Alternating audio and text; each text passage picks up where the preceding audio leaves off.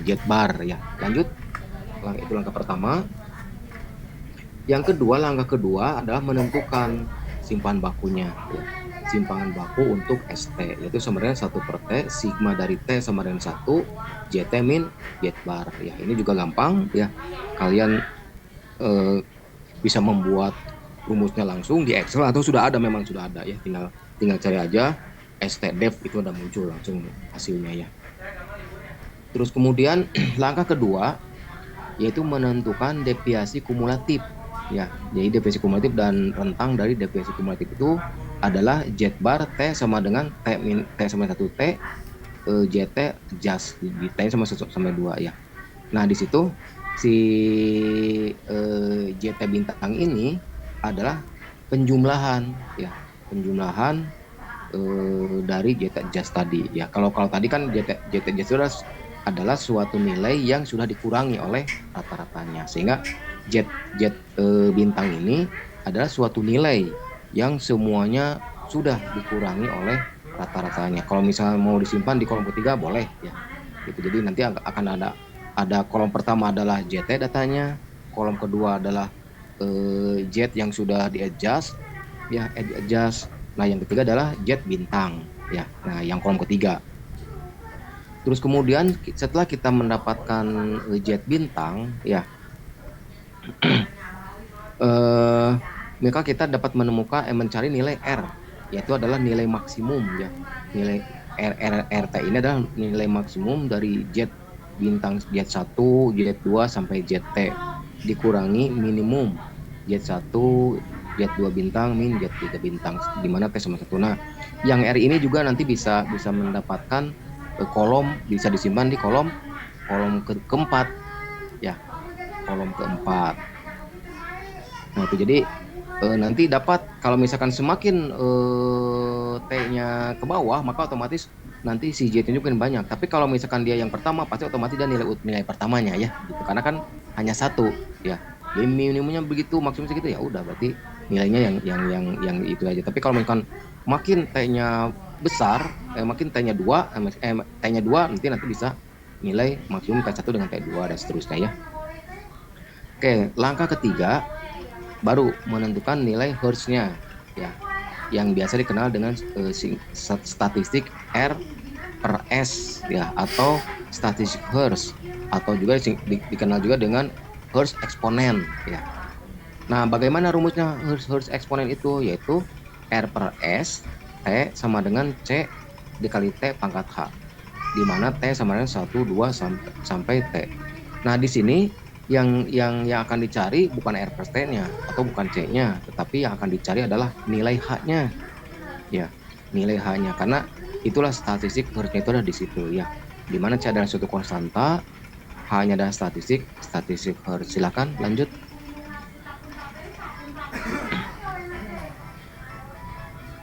Nah, di sini nilai H ini diperoleh dengan nah, agar supaya nilai H ini muncul, maka otomatis harus dilogaritmakan ya, sehingga H-nya turun ke bawah ya.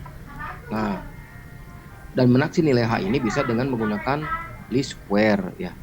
Itu nanti akan didapat nilai H-nya. Nah, jika ya nilai H-nya sama dengan 0,5, maka ini menunjukkan bahwa datanya adalah short memory ya. Tetapi jika H-nya antara 0,0 sampai 0,5, maka ini menunjukkan pola intermediate memory ya.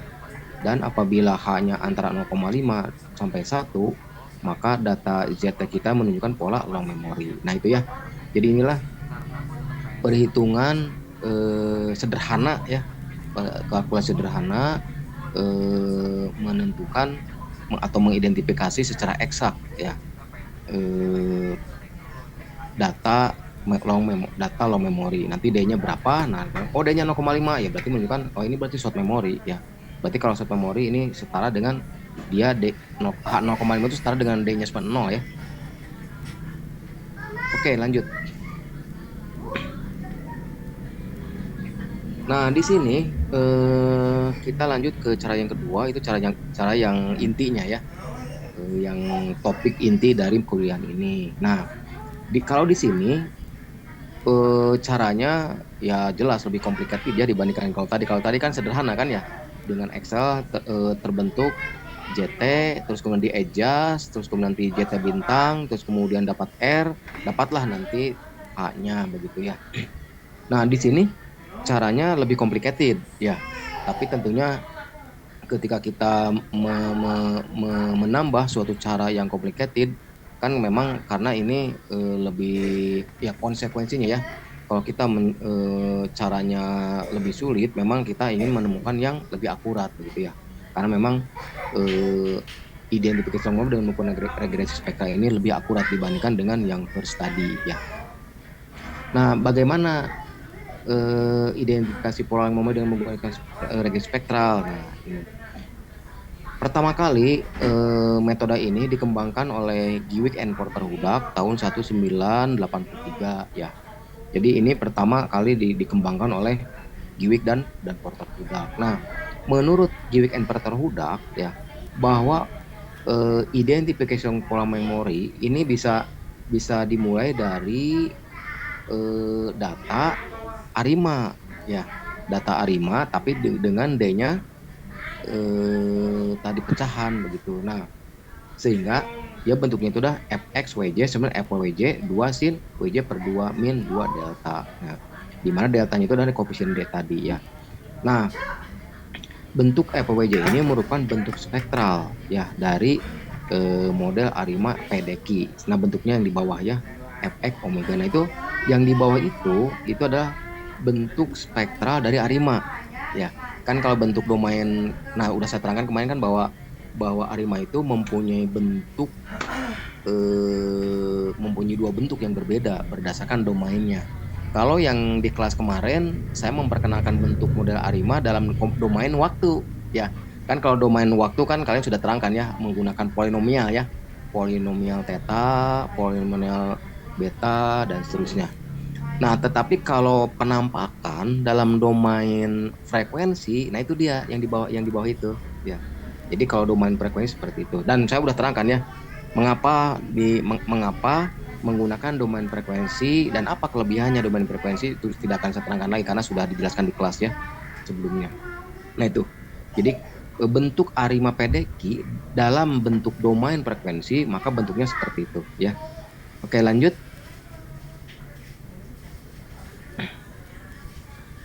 Nah setelah kita mendapatkan model yang pertama tadi ya, maka kita akan melanjutkan yaitu dengan membentuk logaritma natural dari model long memory ini ya. Tujuannya apa? Nah, tujuannya apa? Mengapa harus dilonkan?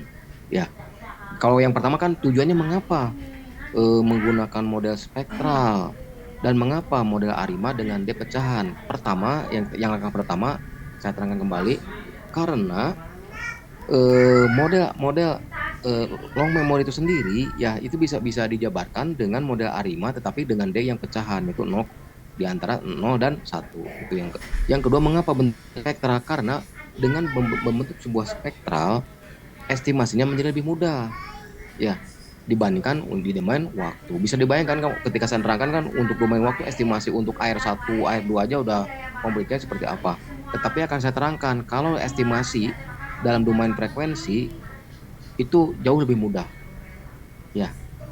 Saya akan buktikan nanti ya.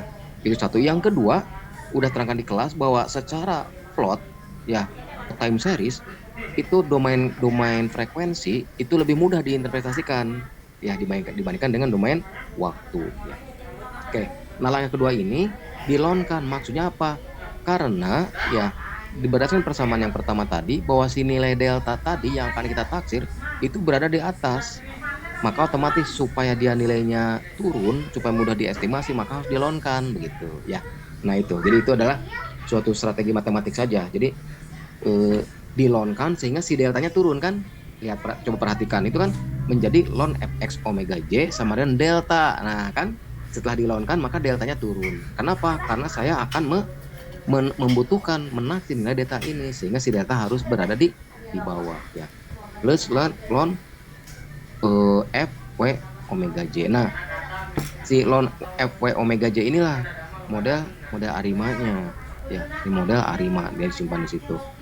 Terus kemudian setelah itu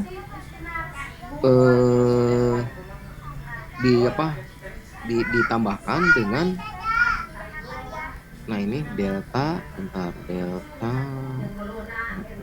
oh ya di sini ditambahkan ln fw 0. Ini maksudnya adalah supaya rencana itu akan membentuk seperti membentuk model regresi ya. Ini ada suatu trik matematik sehingga si persamaan ini kan persamaan aditif ya. Kalau coba perhatikan ini ada persamaan aditif. Nah, persamaan aditif itu kan sifatnya dia apabila ditambahkan sebelah kiri dan sebelah kanan dengan nilai yang sama kan pasti sama kan. Itu kan pelajaran SMP lah ya. Atau di SMA lah sudah terangkan. Jadi kalau misalkan ada persamaan di mana sebelah kiri ditambah dengan sebelah kanan dengan jumlah yang sama, dia tidak akan mengurangi penjumlahan kan, tidak akan mengurangi ya. Misalkan sebelah kiri tambah 2, sebelah kanan tambah 2, ya sama saja gitu ya. Nah ini juga sama. Hanya di sini bernilai suatu fungsi ya, yaitu fungsi f omega 0. Mengapa? Karena nanti dia akan menjadi sebagai pembagi dari fw omega j ya, begitu. Sehingga nanti dia akan menjadi sesuatu nilai yang mendekati 0 begitu ya. Nah itu suatu trik matematik yang dikembangkan oleh Giwik and Porter Hudak ini. Oke lanjut yang yang bawahnya, yang C. Nah setelah membentuk bentuk logaritma natural ini, maka pada kedua sisi ditambahkan juga. Nah ditambahkan dengan periodogram ya. Kasusnya sama seperti tadi, apabila sebelah kiri ditambahkan periodogram standar dan sebelah kanan juga ditambahkan periodogram standar, kan pada dasarnya tidak akan mengubah apa-apa kan. Mengapa? Karena sifatnya sama, itu sifat matematik dasar ya. Nah sehingga di sebelah kiri ditambahkan ln periodogram. Nah di sebelah kanan juga ditambahkan juga periodogram. Nah maksudnya apa? Maksudnya bahwa telah saya terangkan bahwa periodogram itu fungsinya adalah dia mempunyai kemampuan untuk mengidentifikasi atau untuk mengikuti tracking data yang tidak stasioner, itu kemampuannya ya gitu. Makanya ditambahkan periodogram. Nah Yang sebelah kiri dia menjadi ln IX omega J. Tetapi yang sebelah kanan itu melebur. Mengapa melebur dengan fx omega J? Ya, nah itu karena di sebelah kanan kan ada fx omega J, ya. Sehingga kalau begitu, ya, eh, kalau begitu dia akan yang ln fw omega J per fw0 itu diasumsikan mendekati 0. Ya, ln apabila dilonkan fw omega J per fw0 itu mendekati 0. Sedang untuk WJ mendekati 0 itu bisa bisa bisa dilihat di dalam persamaan matematis, ya, bahwa sedangkan kalau ln periodogram dibagi dengan fx omega J, maka dia sifatnya itu eh, sifatnya itu ada noise, ya, membentuk suatu pola yang acak, begitu ya, begitu. Sehingga kalau disederhanakan maka lanjut.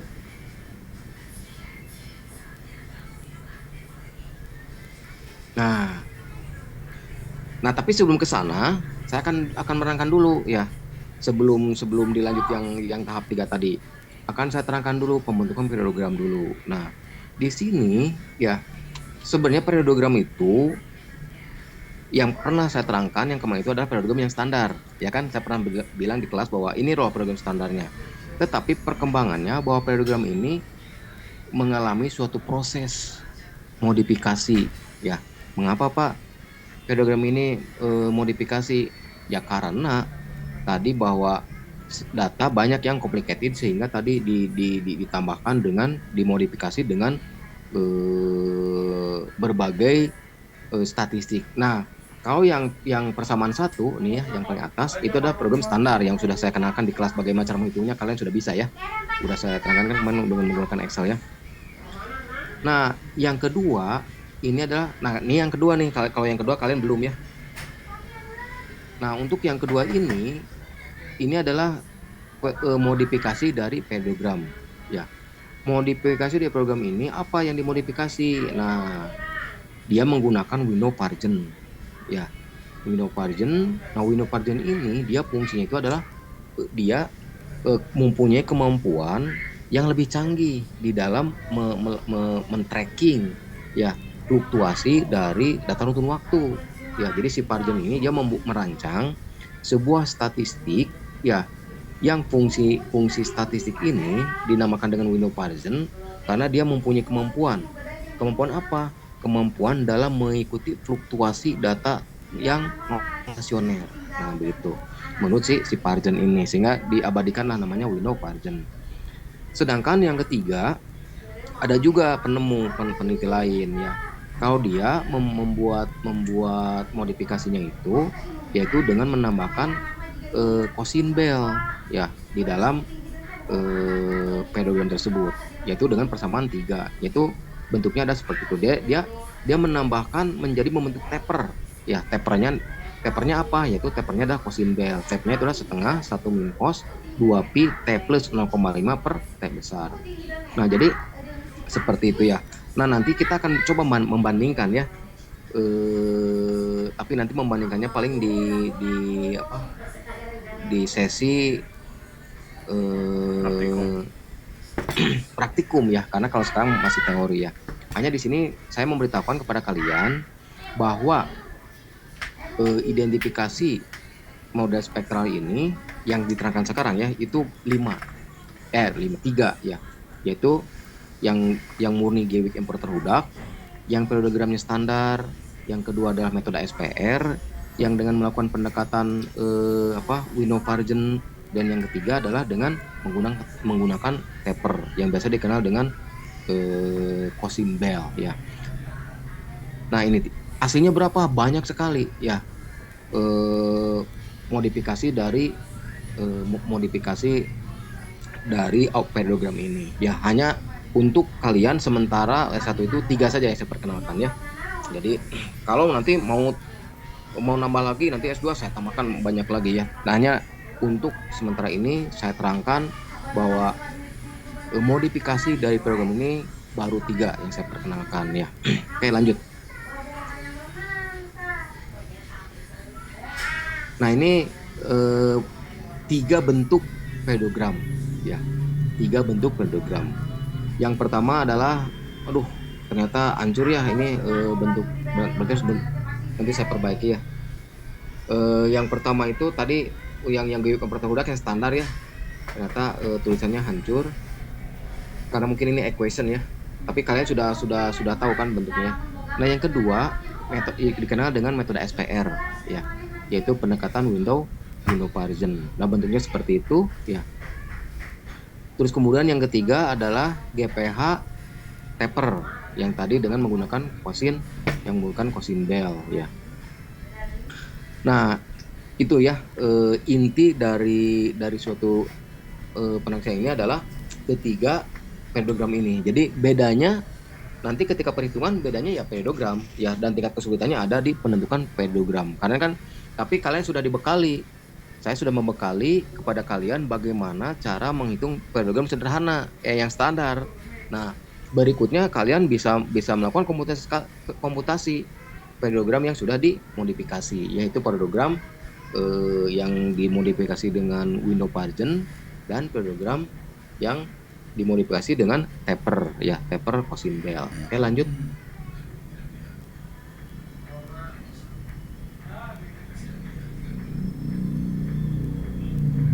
Silakan.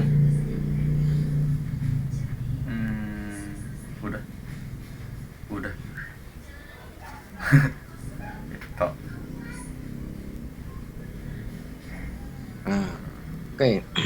Kita lupakan dulu pedogram, kita akan lanjut ke langkah terakhir ya. Kan tadi ada kita tadi sampai bentuk dari aditif ya, aditif dari pedogram ya. Tapi di sini model yang tadi ya, yang tadi penjumlahan bahwa bentuk dari yang tadi itu yang persamaan berapa tadi itu ya, itu bisa dinyatakan dalam bentuk regresi sederhana, karena bentuk aditif tadi ya, ln dari pedogram per fx itu dia mendekati suatu nilai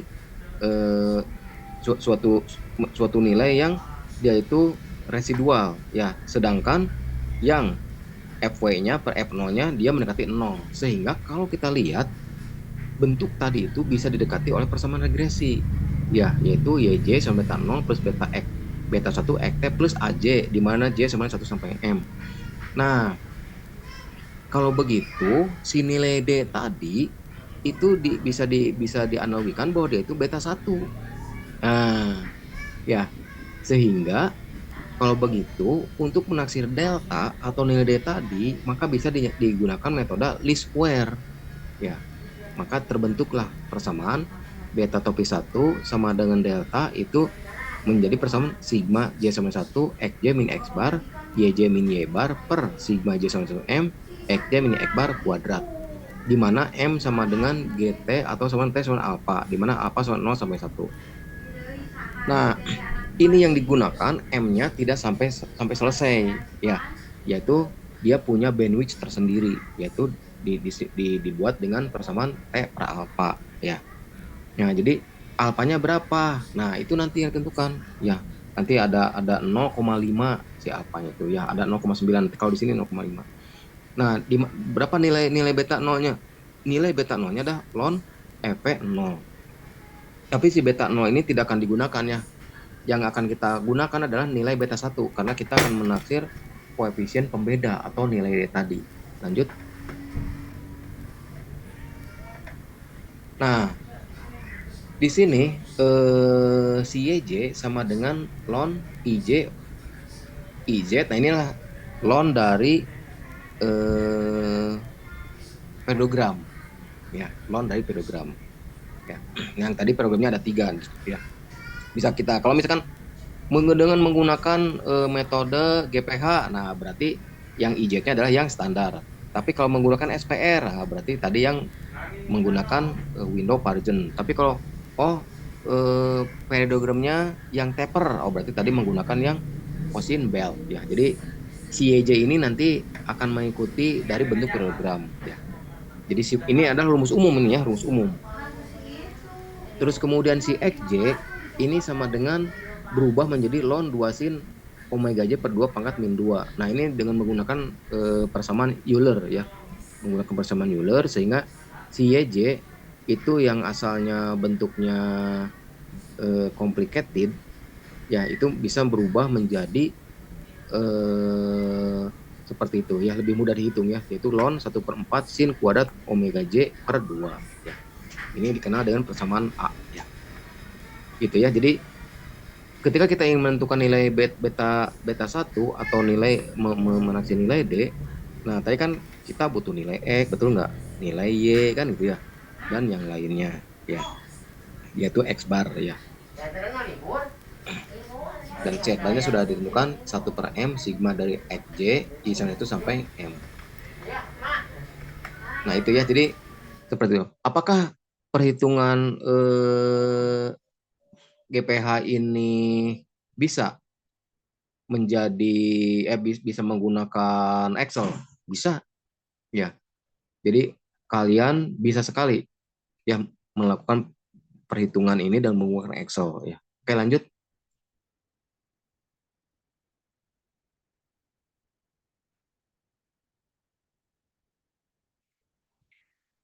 Nah, jadi di sini saya tegaskan kembali bahwa identifikasi nomor itu ada tiga ya. Yang pertama adalah yang GPH, yang standar, yang kedua adalah SPR atau disebut dengan window margin, dan yang ketiga adalah GPH TA yang menggunakan taper kosin bell. Oke, lanjut. Nah, yang pertama saya mencoba menerangkan tentang prosedur ya, prosedur detail dari metode GPA itu seperti apa ya. Yang pertama, langkah pertama adalah menentukan nilai frekuensi omega J untuk tiap pengamatan. Nah, ini kemarin di kelas sudah ya. Menentukan omega J itu adalah dengan rumus 2 PJ per T ya. Jadi J-nya sampai berapa? Nah, J-nya itu ditentukan berdasarkan bandwidth M sama dengan G T, di mana T sama 0,5. Ini kan mungkin ada yang bertanya kemarin, Pak, kenapa tidak semua data? Nah, ini kan ini dibatasi ya. Penentuan-penentuan di dalam membuat suatu suatu periodogram ya, maka ada rumus tertentu yaitu dengan setengahnya. Jadi kayak kemarin kan 55, berarti setengahnya begitu, tidak semuanya ya. Nah, jika kalau ini kan T 0,5 untuk T sama 100, berarti M-nya berapa tuh? Kalau ini kan berarti 17. Ya silakan di 300 kan diakarkan ya. T pangkat 0,5 kan berarti diakarkan kalau ini ya. Begitu. Dia itu mempunyai rumusan tertentu ya, begitu. Jadi diakarkan. Berarti tapi tentunya dia ditentukan berdasarkan nilai bulat terdekat begitu ya. Karena kan yang nilai M itu gak bisa pecahan, tapi dia nilai yang terdekat. Berarti dia untuk menentukan si omega J ini, ya panjangnya ke kanan kan, itu sepanjang 17. Ya, jadi kalau walaupun datanya 100 tidak semuanya ini, ya, tapi dia sebanyak 17. Nah, langkah kedua, nah ini langkah kedua. Nah, inilah langkah yang membedakan nanti. Kalau langkah pertama semuanya sama nanti. Hampir sama ya. Yaitu rumusnya omega J 2 pi J. Nah, yang membedakan untuk ketiga metode ini adalah langkah kedua. Kenapa langkah keduanya berbeda? Ya karena periodogram yang berbeda gitu. Nah, pada langkah kedua ini nilai dari program ditentukan persamaan satu. Ya, bukan lagi di atas. Yang persamaan tadi yang persamaan satu itu adalah persamaan periodogram yang standar ya. Tapi sebelumnya ditentukan dulu nilai autocovariance-nya ya, gitu. Nilai dari logaritma ini dilonkan ya. Jadi si ketika kita sudah dapat program dilonkan sehingga dapatlah variabel tak bebasnya. Karena ini nanti si lon dari program ini berupa jadi bentuk X nantinya. Jadi variabel bebasnya sebanyak bukan 30 tapi sebanyak 17. Jadi nanti ketika kita meregresikan tidak meregresikan sebanyak 300 bukan, tapi sebanyak 17 ya. Oke, lanjut. Nah, untuk yang langkah ketiga ini variabel bebas dari persamaan regresi spektral ditentukan melalui persamaan A tadi ditunjukkan di atas ya, yaitu dengan rumus X T sama dengan 1/sin kuadrat ya, di bawahnya sin ya kuadrat omega per T ya gitu. Jadi nah terus kemudian barulah menentukan nilai D ini berdasarkan metode OLS tadi yang sudah ditentukannya beta topis sama dengan sigma xj min x bar min yj min y bar per sigma ya, itu yang itu. Jadi menggunakan persamaan B. Oke, ini tuh metode GPH ya. Oke, lanjut. Nah, yang kedua metode SPR. Metode SPR ini langkah pertamanya sama. Ya, sudah saya terangkan bahwa untuk yang pertama ini sama, yaitu menentukan nilai frekuensi setiap pengamatan itu kan melalui persamaan omega J sebenarnya 2 pi J per T dengan J semuanya 1 sampai M. Nah, seperti itu. Nah, bedanya adalah di langkah kedua. Mengapa beda tadi bahwa periodogramnya berbeda. Nah, kalau di sini periodogramnya dengan periode standar ya, periodogram standar tapi di apa ya namanya itu dipasangkan gitu ya, di situ di di combine ya, di hybrid ya istilahnya itu ya dengan window Pargen ya. Jadi si Pargen ini dia penemunya ya gitu. Ternyata kalau dia itu paradigma standar menurut dia bahwa kurang kurang abdol. Dia bahwa kalau datanya ingin lebih akurat, kalau ingin lebih akurat maka saya punya punya suatu statistik yang lebih hebat, yaitu dengan memasukkan window Pargen ini ke dalam pedogram standar sehingga bentuknya yang asalnya sederhana menjadi tampak lebih panjang ya. Coba lihat itu kan bisa dibayangkan ya gitu, bisa dibayangkan perhitungannya akan semakin complicated ya gitu gitu. Tapi saya mencoba ya, mahasiswa ada yang bisa, saya tantang coba siapa yang bisa membuat program ini, ternyata mahasiswa ada yang bisa ya gitu. Nah itu terus kemudian taunya adalah 21 min T per G bintang T ya. Nah di sini kalau rumus umumnya tetap bahwa X itu adalah ln eh, omega ln IZ omega J ya. Jadi kalau rumusnya tetap sama XJ sama dengan adalah pedogram. Langkah ketiga, lanjut. Nah, di sini penentuan penentuan perbebasnya sama ya. Persamaan A untuk J sama dengan 1, 2 sampai 17 dan untuk nilai penentuan akhirnya sama dengan menggunakan persamaan B ya yang tadi dan metode OLS ya, beta topi sama dengan sigma itu ya. Terus kemudian lanjut metode yang ketiga, metode yang terakhir. Nah, ini prosedur GPH untuk metode taper ya dengan menggunakan tapernya Cousin Bell. Tapernya sebenarnya kalau metode ini juga berkembang, ternyata tapernya ada yang bermacam-macam. Kalau ini yang saya munculkan dari si Robinson. Jadi si Robinson ini dia memasakkan ya menghibridkan ya si tapernya berbentuk Cousin Bell ya. Dia mem, eh, me- menghibridkan si Cousin Bell ini ke dalam pedogram. Ya ini di pertama kali ini kan oleh Hurwitz dan Chance ya pada tahun 2000 ya. Nah, ini eh bentuk pedogramnya menggunakan metode persamaan tiga tadi yang sudah saya terangkan sebelumnya sehingga bentuk pedogramnya menjadi seperti itu ya. IZYJ 8/6 pi ya, covariance 0 plus 2 sigma dari covariance T cos T omega J ya. Variabel TP-nya sama sama dengan ya, bentuknya seperti itu. Oke, lanjut. Nah, yang ini sama persis. Pokoknya dari 4 tahap ini, dari jadi ketiga metode itu kan semuanya mempunyai 4 tahap tuh. Nah, yang berbeda itu hanya tahap 2 saja. Paham ya? Jadi yang berbeda itu hanya tahap 2 saja. Tahap 1, tahap 3, tahap 4 sama persis. Ya, itu barangkali ya. Silakan lanjutkan lagi. Ini sampai gitu. Terus, nah itu. Jadi sudah selesai.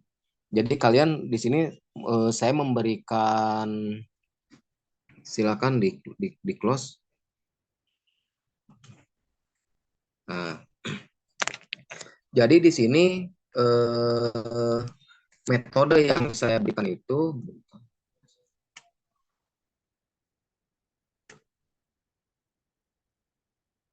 metode yang saya berikan itu adalah 4 ya.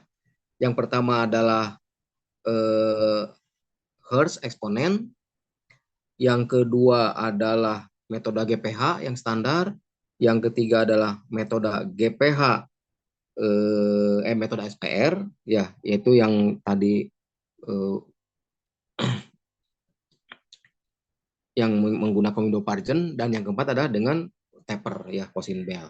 Itu saja paling kali ya metode yang saya perkenalkan. Itu aja dulu, kita coba melakukan perhitungannya, mengidentifikasi bagaimana dengan menggunakan metode-metode yang saya terangkan. Silakan kalau ada yang mau ditanyakan.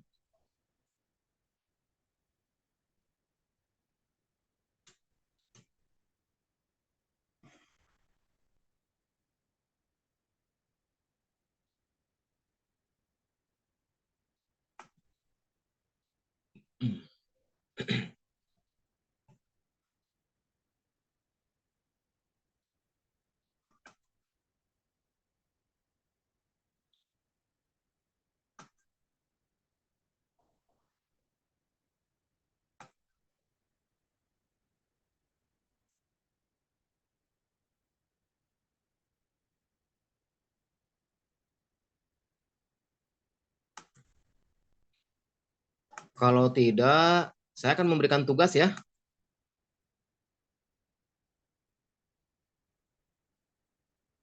Nah, tugasnya bentar. Kalian kan kemarin sudah diberikan udah mengirimkan ke saya kan kelompok-kelompoknya ya.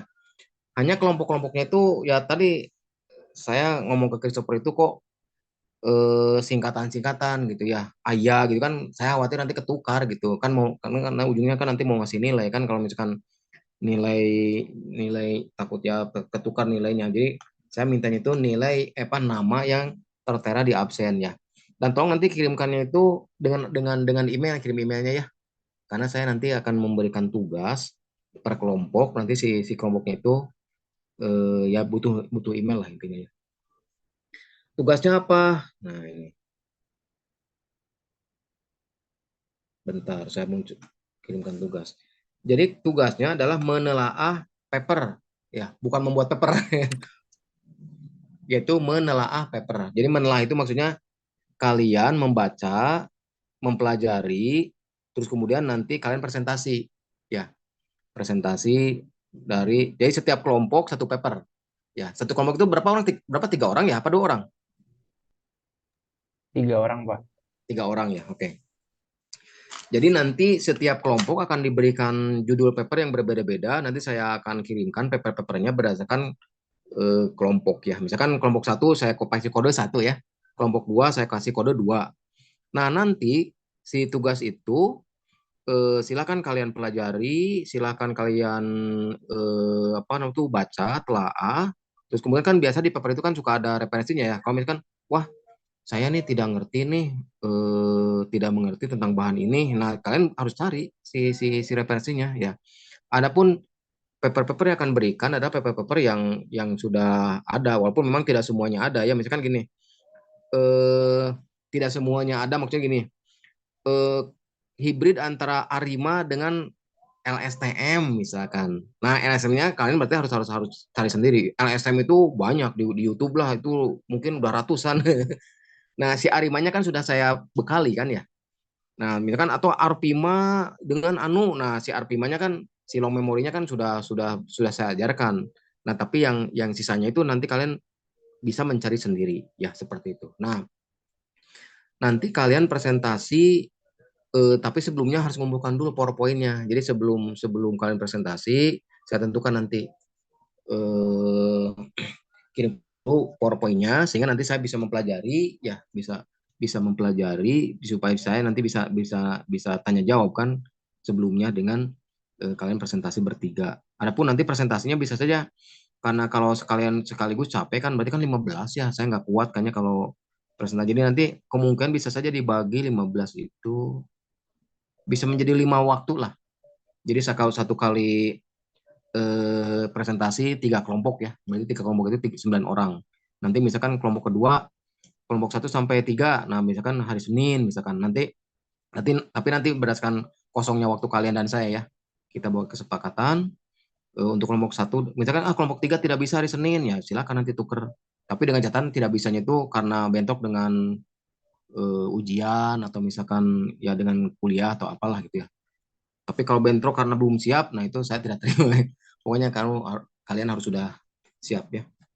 Nah itu nanti eh, nilainya berdasarkan tadi, berdasarkan kesiapan kalian bisa menjawab tidak. Apakah kalian bisa full understanding? Kalau full understanding udah kalian bisa A ya. Artinya kalian bisa memahami si paper ini secara utuh. Setiap pertanyaan misalkan kalian bisa menjawab dengan sempurna gitu, bisa dan sebagainya. Dan kalian harus kompak bertiga ini untuk saling memahamkan materi-materi yang ada di paper itu. Oke, silakan ada yang mau ditanyakan?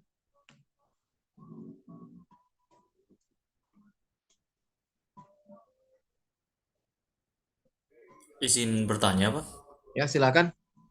Berarti nanti untuk telaah paper itu bentuk akhirnya cuma eh, PowerPoint aja ya, Pak, buat presentasi Betul. aja apa? Ya, jadi bentuk yang dikirimkan pertama itu ada PowerPoint. Nah, yang keduanya kan kalian nanti ada tanya jawab. Kan kalian tidak tidak bisa menjawab apa nanti bisa bisa merevisi. Jadi nanti setelah PowerPoint nanti kalian kalian kan saya misalkan nanya A B C D. Nah, itu nanti berupa Word. Word itu adalah daftar pertanyaan berupa tabel. Ya, ngerti nggak? Jadi misalkan ketika ketika tanya jawab tuh di PowerPoint, kan nanti kalian bisa aja meralat, Pak, pertanyaan. Nanti saya akan membuat list A, B, misalkan ada 20 pertanyaan. Nah, kalian nanti bisa bisa bisa membuat suatu ralat pertanyaan dari yang telah kalian jawab ke saya. Nanti misalkan nih pertanyaan 20 untuk paper ini. Nah, kalian itu silakan dijawab apa lembar lembar lembar tanya jawab di PowerPoint apa di Word maksudnya. Kalau PowerPoint itu hanya untuk presentasi ya. Adapun kan kalau tanya jawabnya kan ada di Word. Ya misalkan tentukan mengapa misalkan model long memory ini seperti ini. Nah, kalian kan menjawab tuh. Tetapi kan si jawaban itu kalian bisa menjawab secara sempurna kan ketika udah diskusi bertiga nanti setelah presentasi ya. Nah, itu nanti dikirimkan wordnya ke saya. Paham?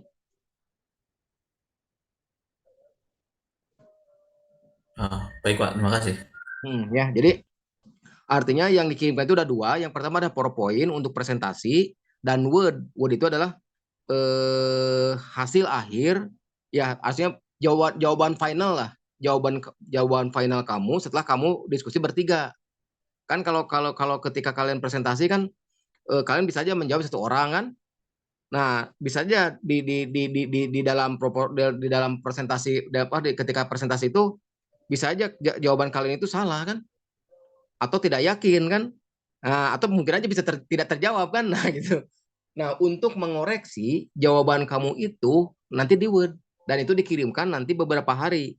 Ya, misalkan saya kasih tenggang waktunya misalkan 3 hari. Nah, silakan. Nah, itulah nanti akan nilai akhir dari kalian itu adalah wordnya itu, yaitu berupa jawaban final dari kalian bertiga. Begitu ya?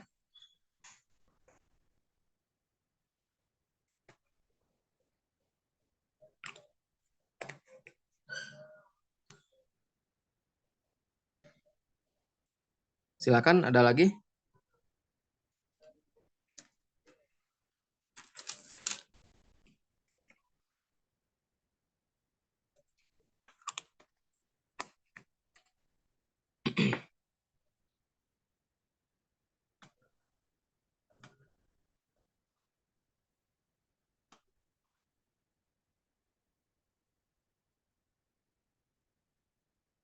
Sudah cukup?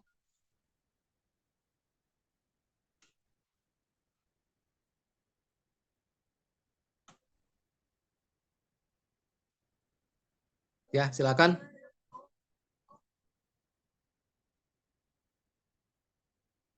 Hmm.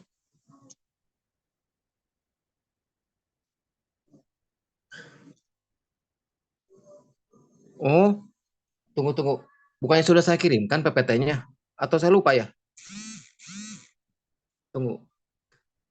Christopher, saya udah ngirimkan belum PPT-nya yang kemarin ke kamu? Belum, Pak. Oh ya? Bentar. Oh, pantesan tidak. Kemarin ada yang menjawab ya dua orang, tapi masih masih salah gitu si apa si makronya itu ya. Pantesan tidak. Ya harusnya kalian minta ya. Kalau minta saya kasih. Bentar. Kemarin itu apa ya lupa lagi.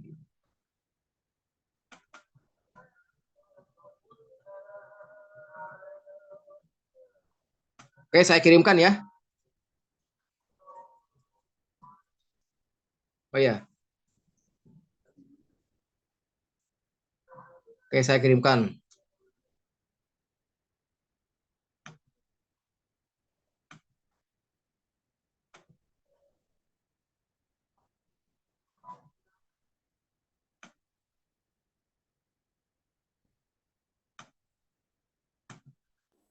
Oh, maaf, izin memastikan.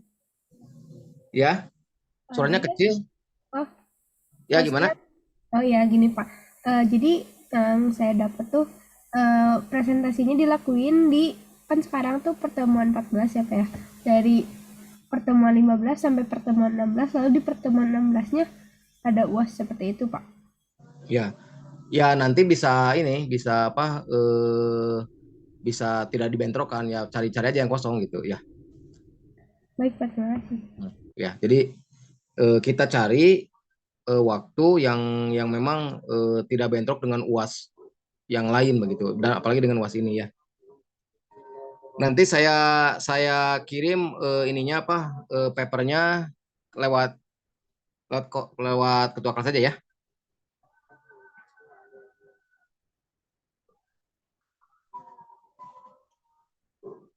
Kayak gitu aja.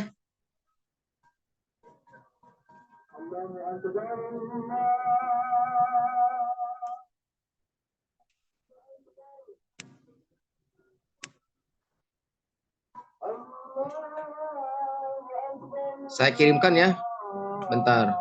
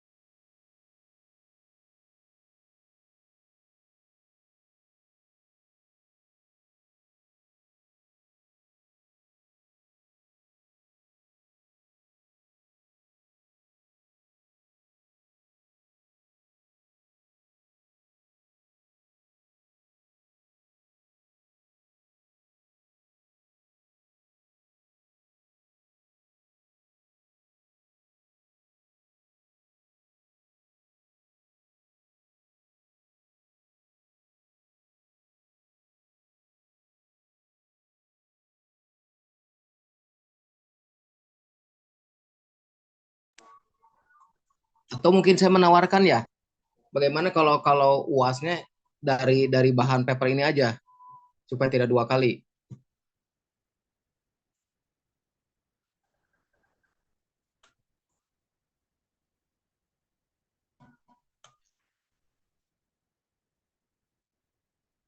Iya, jadi maksudnya nanti si UASnya itu berupa presentasi ini begitu.